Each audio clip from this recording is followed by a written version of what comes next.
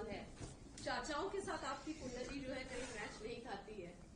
आपके चाचा की बात की जाए पशुपति नाथ पारस जी के, उसके बाद अब नीतीश जी जिनको आप चाचा ही मानते हैं, लेकिन पिछले जब चुनाव हुआ 2020 में आपको एक उपाधि दे दी गई कि वोट कटवा की भूमिका आपने निभाई, बहुत सारे जेडीयू के वोट कटे, उसमें क्या कहना चाहेंगे आप?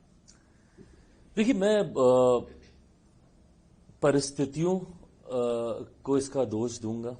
2020 की परिस्थितियां ऐसी थी कि गठबंधन के भीतर रहना मेरे लिए संभव नहीं था, और उस वक्त मेरी पार्टी ने ये फैसला किया कि हम लोग गठबंधन से हम लोग अलग हो जाएं। चाचाओं का आपने जिक्र किया, मुझे लगता है कि आज मेरे एक चाचा को ये बात और अच्छे से समझ में आ गई होगी कि कई बार आपको अलायंस में इतना कॉर्नर कर दिया जाता है कि आपके पास विकल्प ही नहीं बचता अकेले चुनाव लड़ने के अलावा। 2020 का दोष मेरे ऊपर बार बार दिया गया कि मैंने अपनी जिद की वजह से मैं गठबंधन से मैं अलग हुआ। मेरे चाचा जी ने जब पार्टी परिवार से मुझे अलग किया तो उस वक्त भी उन्होंने मेरे ऊपर यही आरोप लगाए कि मैंने अकेले ये फैसला ले लिया, जबकि वो सब गठबंधन के तहत चुनाव लड़ना चाहते थे और मैंने अलग चुनाव लड़ने का मैंने फैसला लिया। आज जब वो और उनकी पार्टी खुद अकेले चुनाव लड़ रहे हैं तो मुझे लगता है कि उनको ये समझ में आता होगा कि जब गठबंधन में आपको पूछा नहीं जाता है तो आपके पास अकेले चुनाव लड़ने के अलावा विकल्प नहीं बचता। मेरे पास जरूर उस वक्त ये विकल्प था कि मैं महागठबंधन की ओर जा सकता था, पर मेरा समर्पण मेरे प्रधानमंत्री के प्रति इतना था कि मैं गठबंधन से अलग भी हुआ, पर मैं प्रधानमंत्री जी के सामने या उनके प्रत्याशियों के सामने मैंने अपने प्रत्याशी ना के बराबर मैंने उतारे। जनता दल यूनाइटेड के सामने ही मेरे पास ऑप्शन था, उनके सामने मैंने प्रत्याशी उतारे, जिसका नुकसान भी जनता दल यूनाइटेड को हुआ, और इसका आक्रोश बहुत स्वाभाविक है। अगर कल को कोई मेरी पार्टी के सामने चुनाव लड़के मुझे उसका नुकसान देगा तो मैं भी उससे आक्रोशित होऊंगा। तो मुख्यमंत्री जी का वो आक्रोश बहुत स्वाभाविक है मेरी सर आंखों पर अब तब से लेकर अभी तक इन 5 सालों में गंगा से काफी पानी बह चुका है, परिस्थितियां काफी बदल चुकी हैं। मेरे मुख्यमंत्री जी के बीच में, हम दोनों के बीच में जितने भी इश्यूज थे, कंसर्न्स थे, चिंताएं थी, उनको रिजॉल्व कर लिया गया है। और मैं मानता हूं कि आप गठबंधन में रहें तो एक ईमानदार सहयोगी की भूमिका में रहें। जिस थाली में खाएं उसी में छेद करें कतई उचित नहीं है, और ये मेरे संस्कारों में भी नहीं है। मेरे पास हमेशा से ये विकल्प था, मैं चाहता तो मैं गठबंधन का हिस्सा दोबारा बनता ही नहीं, आता ही नहीं वापस। पर आज चुनाव जब मैं इनके साथ मिलकर लड़ रहा हूं, मेरी पार्टी पहली बार मुख्यमंत्री नीतीश कुमार जी को मुख्यमंत्री बनाने के लिए चुनाव लड़ रही है। आज तक जब से मेरी पार्टी बनी, 2005 में पापा ने अकेले चुनाव लड़े, दोनों, फरवरी वाला भी, नवंबर वाला भी।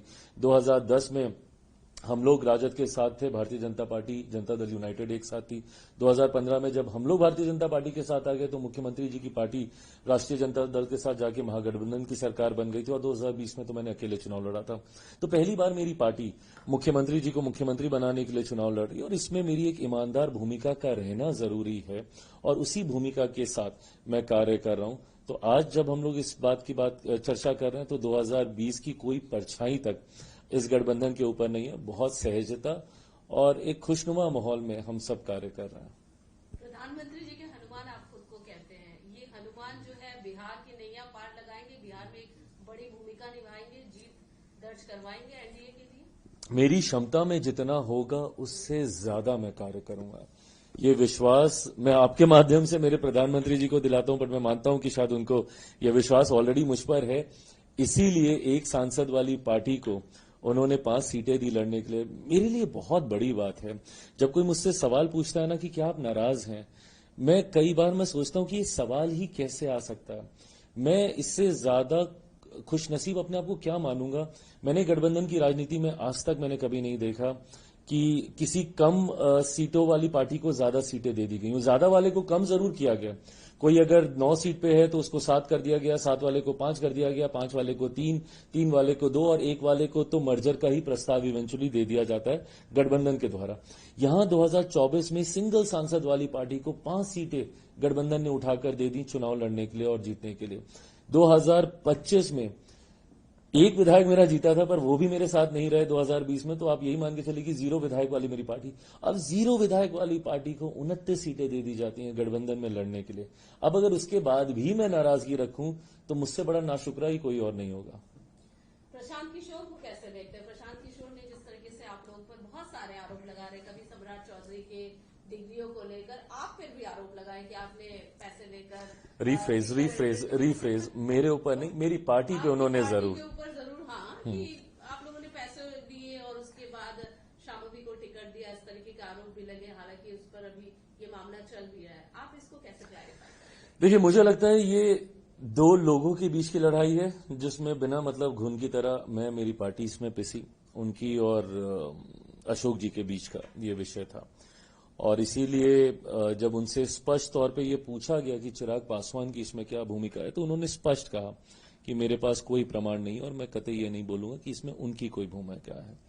हैविंग सेड दैट, मैं ये मानता हूं कि आज की तारीख में ये एक बहुत जनरल आरोप अब हो गया है कि अगर किसी को टिकट नहीं मिला तो इसने टिकट बेच दिया, उसने टिकट बेच दिया, इसने टिकट खरीद लिया, उसने टिकट खरीद लिया। जो लोग ये आरोप लगाते हैं, मैं कतई उनसे नाराज भी नहीं हूं, क्योंकि मैं उनकी भावनाओं को मैं समझता हूं। I feel them, I literally feel them, क्योंकि मैं जब एक पार्टी को हेड करता हूं, मेरी खुद की भावनाएं मेरे पार्टी के हर कार्यकर्ता के साथ है, जिसको दिन रात धूप गर्मी धूल मिट्टी में मैंने मेहनत करते हुए देखा। और जब मैं उसको टिकट नहीं दिला पाता, जब आप ये पूछते हैं ना कि नेगोशिएशंस में इतने राउंड क्यों हुए, क्योंकि हम लोग एक एक सीट पे एक एक कार्यकर्ता के लिए लड़ रहे होते हैं, एक एक व्यक्ति के लिए हम लोग लड़ रहे होते हैं कि किसी तरीके से ये चुनाव लड़ जाए, ये चुनाव लड़ जाए। बट जब आपकी इतनी बड़ी पार्टी होती है, पिछली बार मैंने 137 सीटों पे चुनाव लड़ा था, आज मैं मात्र 29 सीटों पे चुनाव लड़ रहा हूं। कम ज्यादा लोग आए गए होंगे इन 3 साल 4 साल में, बट गिरी से गिरी हालत में भी मेरे पास 100-110 के करीब मेरे पास प्रत्याशी थे जिन्होंने चुनाव लड़ा था, जिनकी उम्मीदें थी चुनाव लड़ने की। बट आज जब मैं उनमें से मात्र 29, या उसमें भी जब आप सहयोगी दलों के साथ एडजस्टमेंट करते हैं तो वो 29 की भी संख्या पूरी नहीं कर पाते, तो जब आप सबको नहीं चुनाव लड़ा पाते, दुख मुझे भी बहुत ज्यादा होता है। और मैं तो भाई धन्यवाद करूंगा, क्योंकि मैं इनकी जगह होता तो शायद मैं और बहुत आक्रोशित हो जाता कि 5 साल मैंने मेहनत की और आपने इसका ये सिला दिया। तो ऐसे में मैं उनके आक्रोश को भी मैं पूरी तरीके से मैं सम्मान देता हूं। गुस्से में इंसान बहुत सारी बातें बोल जाता है, मैं मानता हूं कि शायद वो खुद भी बाद में इन बातों को मानते नहीं है। 1-2 साल बीतते हैं, फिर सब वापस आते हैं, सबके साथ हम लोग वैसे ही बैठते हैं, फिर एक नए रन की हम लोग तैयारी करते हैं। तो इन आरोपों के तब तक कोई मायने नहीं है जब तक प्रमाण नहीं हो। बट हाँ, अगर प्रमाण कभी सामने आए तो चिराग पासवान सबसे पहला व्यक्ति होगा। भाई, मेरी रगों में एक ऐसे नेता का खून है जिनके ऊपर कोई 1 रुपया तो क्या 1 पैसे तक का आरोप नहीं लगा पाया। 5 दशक 50 साल से ज्यादा वो सक्रिय राजनीति में रहे। ऐसे में मुझे कतई जरूरत नहीं है ऐसे कोई भी कार्य करने की, और मैं मानता हूं मेरी पार्टी के भी किसी नेता कार्यकर्ता को ऐसे कार्य करने की जरूरत नहीं है। बट हाँ, मैं पुनः विश्वास दिलाता हूं कि किसी भी दिन मेरे सामने अगर ये प्रमाणित करके कोई लेकर आया कि इसने सीट के लिए ये लेन देन किया है, तो सबसे पहला व्यक्ति चिराग पासवान ही होगा उसके ऊपर कार्रवाई करने वाला। विरोधियों की बात कर लेते। प्रशांत किशोर पहली बार चुनाव मैदान में उतर रहे जनसुराज पार्टी, कैसे देखते हैं इस पार्टी को? क्या है, बहुत क्लेम कर रही है, दावे कर रही है कि हम ही जीतेंगे और हमारी सीधी टक्कर एनडीए और जनसुराज की है, महागठबंधन तो बिल्कुल साइडलाइन है, उनका जो बयान है। मुझे नहीं पता, क्योंकि मैंने बहुत ज्यादा ध्यान केंद्रित किया नहीं जन स्वराज के ऊपर कि वो लोग क्या कर रहे हैं, जनता के बीच उनकी कितनी पकड़ है। मैंने हमेशा किसी भी लकीर को छोटा करने से आता अपनी लकीर को इतना बड़ा करते जाओ कि कोई दूसरा आपकी टक्कर में रह ना पाए। मैंने हमेशा अपनी मेहनत पे कार्य करने का मैंने प्रयास किया और वही अभी भी मैं कर रहा हूं। हैविंग सेड दैट, मैं ये भी मानता हूं, मैं बिहारियों की बुद्धिमत्ता पर मैं बहुत विश्वास करता हूं, और मेरा ये अपना भी अनुभव है, मेरा ये अपना व्यक्तिगत अनुभव है, क्योंकि 2020 में मैं भी अकेले चुनाव लड़ रहा था। और उस वक्त की भी आप तस्वीरें निकाल के देखिएगा, वीडियोस निकाल के देखिएगा, जिस तरीके से भीड़ आती थी मेरे रोड शो में, जिस तरीके से माहौल बनता था, कहीं ना कहीं मैं भी इसी कॉन्फिडेंस में था कि एक अच्छी संख्या के साथ मैं उस चुनाव को जीतूंगा। बट इवेंचुअली होता क्या है, क्योंकि बिहारी इतने समझदार हैं, और राजनीतिक दृष्टि से खास तौर पर मैं इस बात को मानूंगा, क्योंकि मैं देश भर में घूमा हूं, हर एक राज्य में मैं गया हूं, and I have not seen this kind of political knowledge रखने वाले लोग मैंने बाकी ना के बराबर किसी राज्य में देखे। उत्तर प्रदेश में जरूर फिर भी मुझे ऐसे दिखते हैं। तो बिहारी क्योंकि राजनीतिक तौर पर इतने जानकार होते हैं कि वो इवेंचुअली अपना मत वेस्ट नहीं करते हैं। आज क्योंकि 2020 का मेरा अनुभव है, मुझे था कि मैं बहुत अच्छी सीटों से मैं जीत रहा हूं। मेरे हर एक प्रत्याशी ने मुझे आके बोला कि भैया एक रात पहले चुनाव पलट गया, भैया एक रात पहले चुनाव ये हो गया, 2 दिन तक तो बहुत अच्छा माहौल था, 2 दिन पहले चुनाव पलट गया। वो होता इसलिए है क्योंकि इवेंचुअली बिहारी ये डिसाइड करता है कि यार अगर इनको हमने जिता भी दिया तो ये अगले 5 साल तो सरकार से लड़ता ही रहेगा ना। क्या लाभ है इसको जिताने का? हमें अपने क्षेत्र का काम कराना, और क्षेत्र का काम सत्ता में रहने वाला विधायक करा पाएगा जिसकी केंद्र तक पकड़ हो। तो ऐसे में जब केंद्र में एनडीए की सरकार है, जब ये सर्वेस कह रहे हैं मोटा मोटी, ये स्पष्ट, ये ओवर कॉन्फिडेंस नहीं है, ये स्पष्ट, और महागठबंधन में भी जिस तरीके का बिखराव देखने को मिल रहा है, ये स्पष्ट है कि एनडीए की ही सरकार बनने जा रही है। तो भैया हमने एक जन स्वराज के, अगर हमने एक विधायक को जिता भी दिया तो क्या करेगा? ये अगले 5 साल विधानसभा में भी लड़ता झगड़ता रहेगा, केंद्र में भी इसको कोई नहीं पूछने वाला। तो ऐसे में माइट एज वेल हम लोग एक ऐसे एनडीए के ही प्रत्याशी को हम लोग जीत दिलाएं जो कि कम से कम विधानसभा में जाकर हम लोग की बात करे, केंद्र में प्रधानमंत्री जी से मिलकर हम लोग के कार्य कराने का प्रयास करे।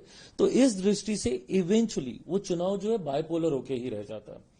और इस बार तो मैं बायपोलर भी मैं नहीं मानूंगा, क्योंकि दूसरी तरफ तो पोल खड़ा ही नहीं हो पाया। तो यहां पे मैं मानता हूं कि इस बार अधिकांश विधायक एनडीए के होंगे।